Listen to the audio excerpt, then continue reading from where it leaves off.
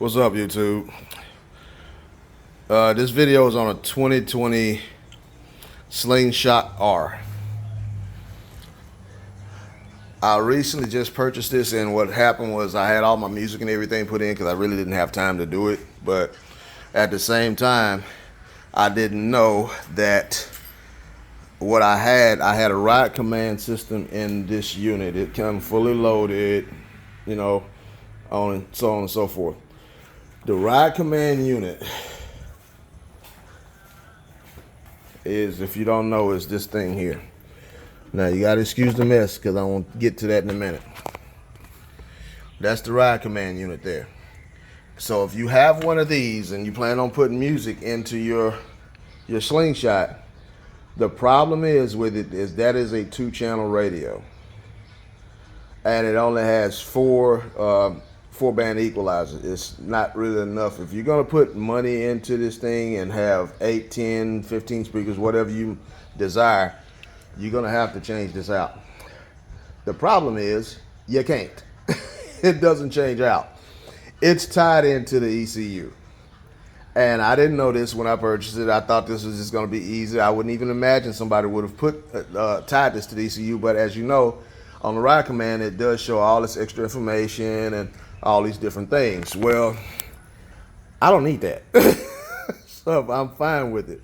It's convenient and it's good and it's for whoever, but I'd rather have my music. So when I had everything put in and I realized that this is a 2-channel radio, I noticed that it was loud. I have 3 amplifiers running. It sounds good, but it doesn't sound as best. And if you spend that much money to do this, then you're gonna want something that's gonna work properly. Now, there's probably some other ways to do this, but this is the way that I'm doing it now.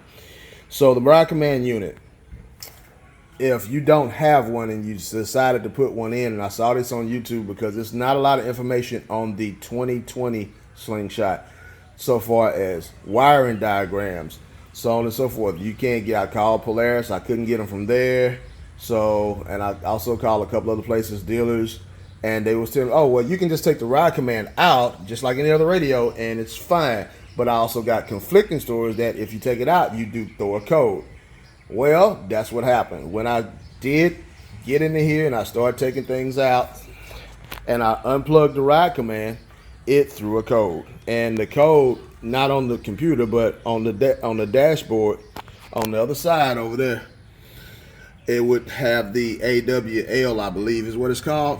It's an exclamation point, and it's in amber, and it stays on if that's unplugged because it's not communicating with the ECU. So to get that reversed would be hell. If you look at any of the videos, these guys that's putting them in, they have to take the cables, and that's these cables here. They would have to take this off and repin it in order to do it, and that means that you would have to take the dashboard more than likely out in order to repin it in reverse.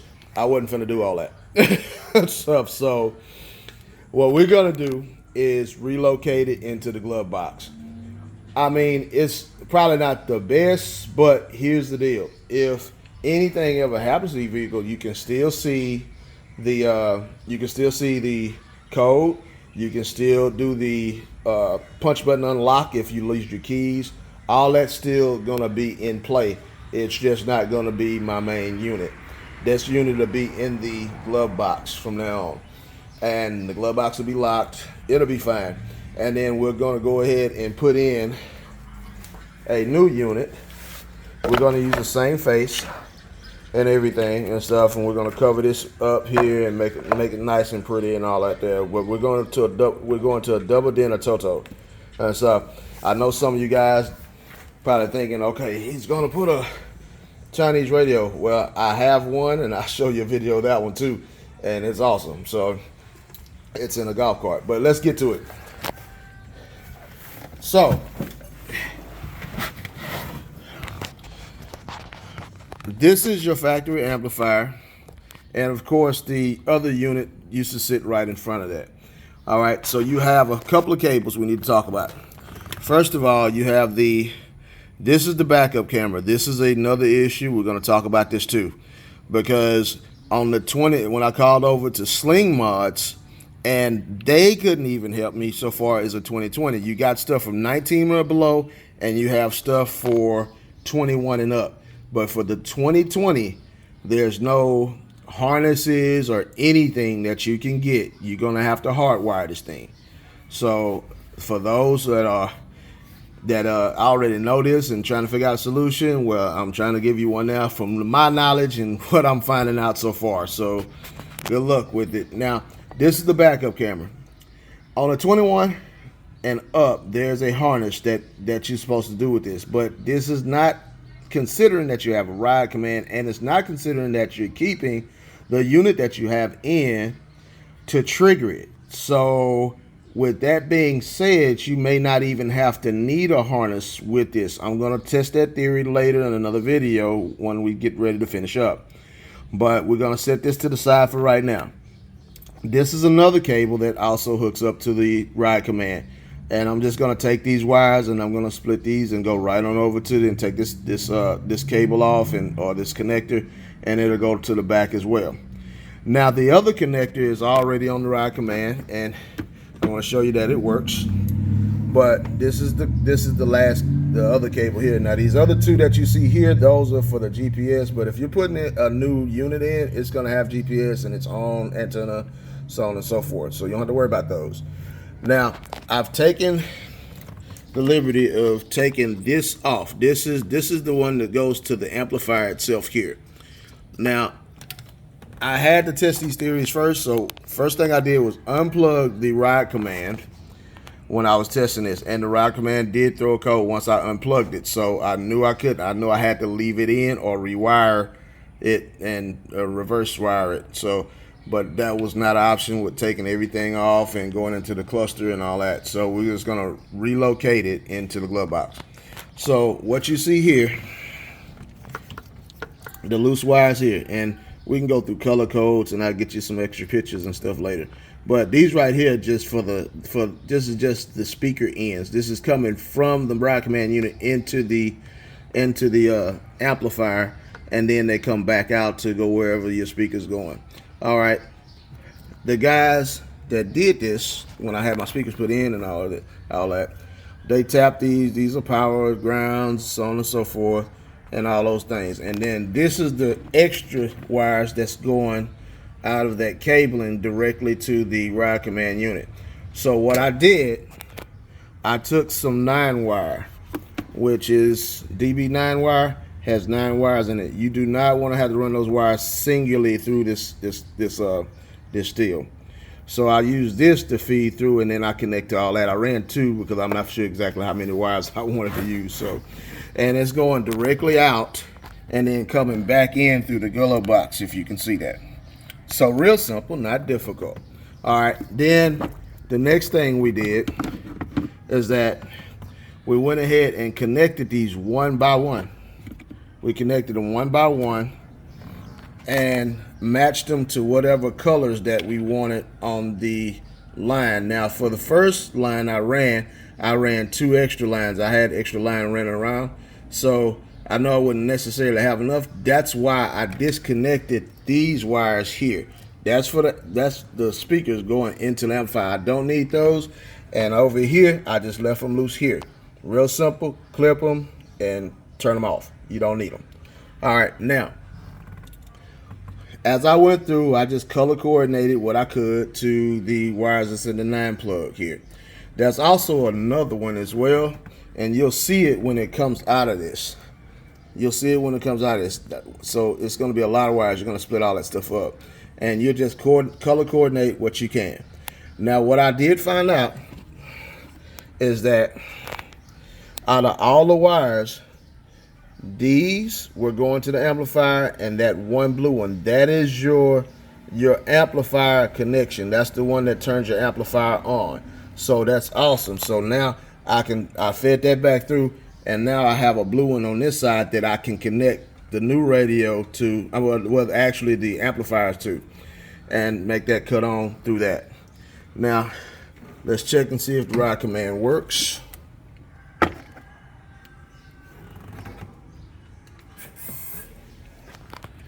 Just cut everything on. It should pop on in just a second. There we go. Perfect. So the ride command works with that one cable in. I'm gonna actually put the second one in, the backup camera. I'm gonna wait and see to when I wire the other radio up that I can probably go directly into that radio. I'll have to put an RCA jack on, but other than that there, it should be just fine. Go to all settings, everything's there. All right, so, and what I'm thinking that this particular one, this other cable here that got a hook up to it, I'm gonna take that one off tomorrow and go run it over there. I think that's gonna be for all of your stuff from your ECU. So you'll know what's going on with your Slingshot, but we'll find out that soon. But otherwise, it's just about wrapped up so far as doing the transfer to the glove box. We just need to clean it up and everything. And make sure too, if you do this and you're putting the aftermarket head unit in, you need to make sure you clear everything from that phone. Don't leave a phone connected to it. So you want to make sure you go into that there. And I think it's general settings. I haven't even had this long enough to know how to work this, but if you notice that got people riding four-wheelers today. Okay, so if you got the ride command, got Bluetooth devices, notice I have nothing there. You want to make sure that you cut all that off, because when you put your new radio in and you hop in here and you try to connect to it, it may connect to this. So make sure you cut that off first. Otherwise, everything else on here would probably would more than likely work the same. Okay, and general settings, you got your night and day. You get all this here. This is really relevant, but you'll be able to see it from glove box though, so that's a good thing. If you like, just want to keep it in there. Now, so far as navigation and all that stuff, it's going to be on your new unit anyway, so you don't even need to bring those cables over. You can just leave those loose over there. All right, so this will conclude the first video. And well, one other thing I need to talk about too, because some of you guys may not know how to take this off. And let me cut this off too. And everything's off. All right, so some of you guys probably was wondering, how did you get this off? If you haven't done this before, it's not difficult and stuff. Trust me, I wouldn't be doing a video if it was bad and stuff. But right here, you can see those are my panels and everything. They snap off. It's really nothing to it. I think it's 2 screws on the front one. On the front one at the top right there. I don't know if y'all can see that. Right there at the top, there's 2 front ones. You'll take those off. They're easy to get to. Now the ones that aren't, it's 2 at the top. This is the dashboard here. You're gonna have to take and loosen this up on the sides. If you don't have a top like I have, then that's different. But if you got a top, and my top don't come off, so, and I don't want to take it off. But if you don't, you loosen up the bolts and you can get in here, and this lever right here, if you see that one, that's gonna be the top of that bezel. So, and it's on both sides. You got to get to those 2. Other than that, everything else just snaps right out. So if you guys want to try this, I'm gonna post another video. I may post them all at one time once I finish. But in the meantime, this is going in here. If you put a head unit in and it's a bigger head unit and it's like huge or something, then you might want to take that amplifier out. But she's gonna be a pain. She screws in from the back side. You see those screws down here? They from the other side. So you have to take that whole dashboard and everything off to get to those. I'm not doing that one. I'm gonna leave it right in there, and mine should fit right in front of it. So it shouldn't. It's not, a lot of times the new head units aren't that deep anyway with the new tech they got on. So other than that, there, stay tuned, and we will finish this install up, get it all cleaned up. And our biggest issue is this reverse camera. We're gonna work on that and see if we can get that plugged in and working onto the new unit. But for right now, I'm gonna sign off. Everything looks good. We're doing good so far, and hopefully everything comes together. All right, peace. See you on the next video.